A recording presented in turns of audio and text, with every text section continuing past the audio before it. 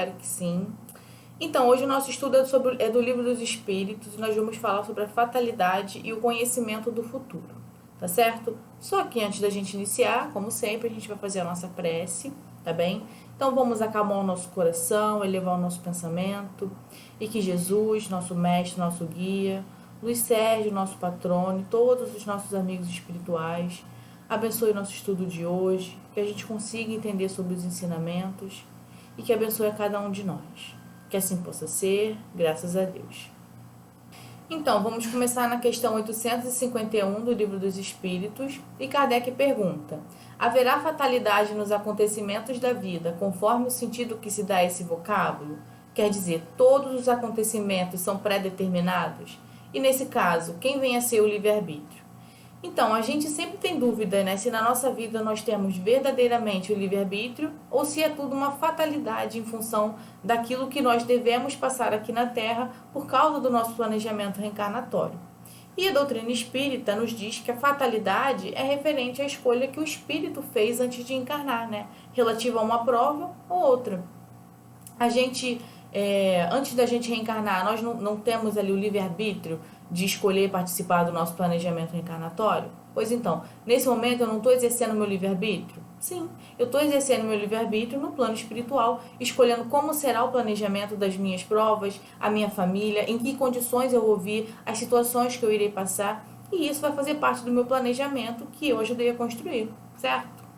E aí, quando nós reencarnamos, né, as condições e situações físicas previstas ali no nosso planejamento reencarnatório vão acontecer.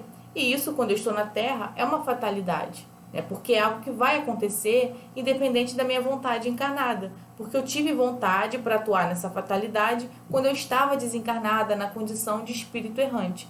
Então, de qualquer maneira, eu tive o meu livre-arbítrio, só muda os momentos em que o livre-arbítrio se fez presente. Foi antes de encarnar e depois de reencarnar. As situações previstas no meu, no seu, no nosso planejamento reencarnatório vão acontecer querendo a gente ou não. Agora, a forma que a gente vai lidar, né, com as decisões que eu vou tomar diante das situações, isso não está previsto no meu planejamento reencarnatório. Isso é escolha minha nessa minha vida atual.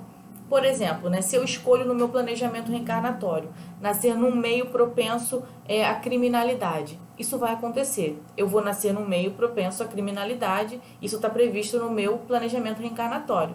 Mas como eu vou reagir, né, diante daquele meio, isso é um livre-arbítrio meu encarnado. Eu posso seguir para o crime ou eu posso não ir para o crime, mesmo que aquele meio seja mais difícil. Eu tenho sempre o livre-arbítrio de ceder ao meio, né, aquele arrastamento, aquela situação, e escolher um caminho melhor, um caminho do bem. Então, as escolhas morais, elas se mantêm intactas. Nós vamos sempre ter o livre-arbítrio referente a elas. Na questão 858, Kardec pergunta: por que razão os que pressentem a morte a temem menos do que os outros? E a espiritualidade responde, né? Quem teme a morte é o homem, não o espírito. Aquele que a pressente pensa mais como espírito do que como homem. Compreende ser ela sua libertação e espera. Nós que já estamos estudando a doutrina espírita há um certo tempo, sabemos que a vida na matéria ela é uma prisão para o espírito. A Terra é um mundo ainda de provas e expiações, onde os espíritos ainda endividados com as leis de Deus, ainda errantes, são mandados para cá, né, com o objetivo de trabalharem, de crescerem, aprenderem e resgatarem os seus erros. O retorno ao plano espiritual, principalmente para aquela pessoa que procura fazer o seu melhor, aproveitar a oportunidade da vida para crescer e para evoluir, sabe que o retorno à espiritualidade é uma libertação para a alma. Quanto mais a gente entende sobre a imortalidade da alma e compreende que a vida é eterna e que nós continuamos tendo ali a nossa individualidade, sendo o que somos e podendo crescer e evoluir na espiritualidade, quando nós estamos, de alguma forma, pressentindo o nosso desencarne, nós já temos um entendimento, uma aceitação. E mesmo que não tenha toda essa compreensão, o espírito, ele sente que é um processo de libertação e ele vai esperar essa libertação, principalmente, né, em decorrência da sua vida. Às vezes é um processo de doença, onde o espírito vai ficando cansado, né, daquela luta e já aguarda esse momento de desprendimento do corpo físico. Portanto, né, quanto mais a pessoa se espiritualiza e cresce, menos ela receia a morte e mais ela se prepara espiritualmente para esse momento.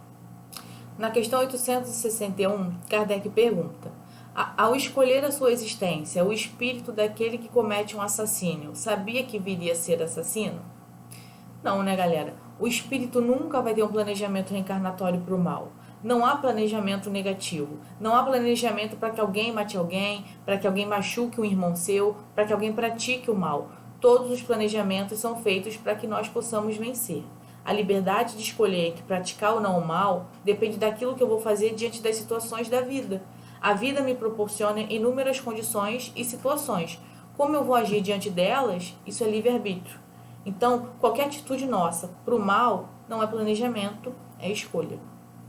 Na questão 865, Kardec pergunta: como se explica que a boa sorte favoreça algumas pessoas em circunstâncias com as quais nada tem a ver a vontade nem a inteligência?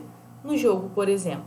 E aí a espiritualidade responde: alguns espíritos hão escolhido previamente certas espécies de prazer. A fortuna que os favorece é uma tentação. Aquele que, como o homem ganha, perde como espírito. É uma prova para o seu orgulho e para a sua cupidez.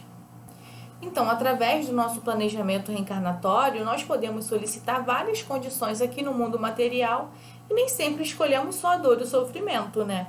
Em certas situações, nós podemos e até mesmo devemos escolher a sorte material, escolher facilidades, escolher uma condição no mundo que nos favoreça, que nos inspire ali a tentação, o orgulho, o egoísmo, a vaidade. Talvez seja naquela área, né, naquele aspecto que eu preciso, naquela encarnação, trabalhar e melhorar. Muitas vezes, nós já trabalhamos, já evoluímos em outros aspectos, né, em provas mais difíceis ou miseráveis, num sentido financeiro, por exemplo, e agora é hora de experimentar a sorte. Isso pode ser escolhido e vai ser necessário em algum momento em nossas vidas, porque já sabemos que precisamos passar por inúmeras situações no mundo material, né? Porque cada condição nos oportuniza um tipo de aprendizado, um tipo de virtude a ser conquistada. Portanto, a espiritualidade diz que é uma tentação à fortuna que o favorece, né? Uma prova para o seu ego, para o seu orgulho, para a sua ambição. E o que será que o espírito vai escolher? Isso nós não sabemos. Mas quanto mais ele ganha como homem, mais ele perde como espírito. Então, quanto mais ele prioriza a conquista dos bens materiais, mais o seu espírito se compromete. E aí, qual será a nossa escolha? Agora nós vamos falar sobre o conhecimento do futuro. E na questão 868, Kardec pergunta: pode o futuro ser revelado ao homem? E aí a espiritualidade responde: em princípio, o futuro lhe é oculto, e só em casos raros e excepcionais permite Deus que seja revelado. Por que a gente tem esse desejo de saber do nosso amanhã, né? A gente sempre tem essa curiosidade de saber o que Deus nos reserva das nossas alegrias, as nossas satisfações, os nossos sonhos, a concretização daquilo que a gente almeja. Mas assim como o passado não é revelado, a não ser em situações raras e excepcionais, o futuro também não nos é dado acesso e por várias razões, né? O futuro depende muito do nosso hoje, né? O amanhã não depende daquilo que nós fazemos hoje. Aquilo que nós vamos colher no amanhã não depende daquilo que nós plantamos hoje. Então, muitas vezes, o nosso amanhã ainda não está definido, né? Tem um planejamento reencarnatório que pode acontecer em função das minhas atitudes hoje, se eu realmente fizer aquilo que foi previsto para eu fazer. Mas se eu mudar as minhas escolhas, se o meu livre-arbítrio me levar para outro caminho, né? O futuro inicialmente previsto não vai acontecer. O futuro ele pode ser alterado em decorrência do nosso hoje.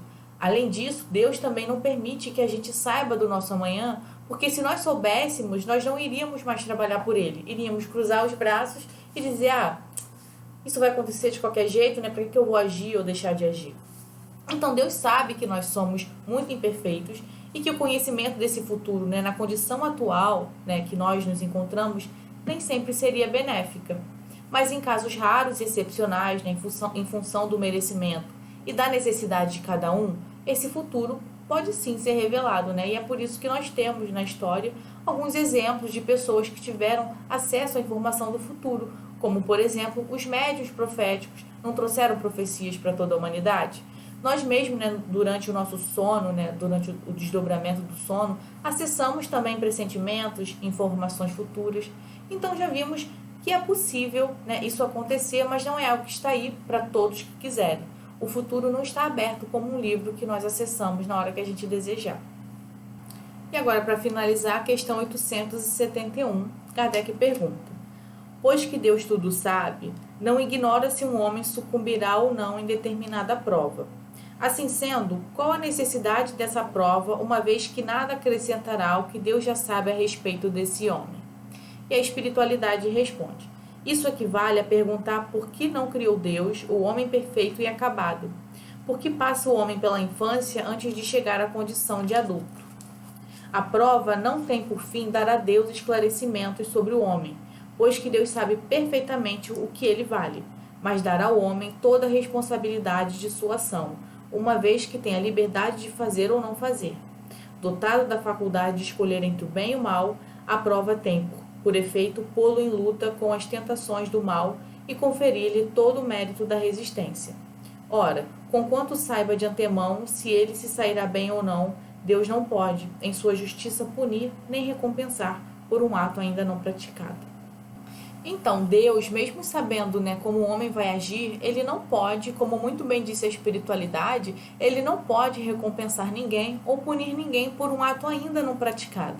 E se nós só iremos crescer e evoluir através dos nossos próprios atos, pelos nossos próprios méritos, Deus precisa esperar que nós os pratiquemos, Se de acordo com a lei, receberemos ali as recompensas naturais daqueles que praticam a sua lei. Mas se a nossa ação for em desacordo com a lei, nós teremos também a responsabilidade, porque a lei é de causa e efeito. Mas eu só posso ter esse efeito a partir do momento que a causa se originou, o ato foi realizado. Deus não dá a prova para que ele se esclareça sobre o homem, porque Deus sabe perfeitamente tudo sobre o homem, O seu trabalho, a sua meta, a sua caminhada. As provas são para o homem, para que o homem esteja atento às oportunidades de lutar e de vencer as suas tentações e principalmente de ter o mérito próprio das suas conquistas, das suas vitórias, daquilo que ele conseguiu melhorar e crescer. Então, jovens, esse foi o nosso estudo de hoje. Eu espero que vocês tenham gostado. E agora, para finalizar, vou fazer a nossa prece, tá bem? Jesus, obrigada pelo estudo de hoje. Que a gente se atente mais para as nossas escolhas. Abençoe cada jovem, cada evangelizador, a nossa casa do caminho, que está voltando aos poucos. E que assim possa ser, graças a Deus. Tchau, gente. Até a próxima.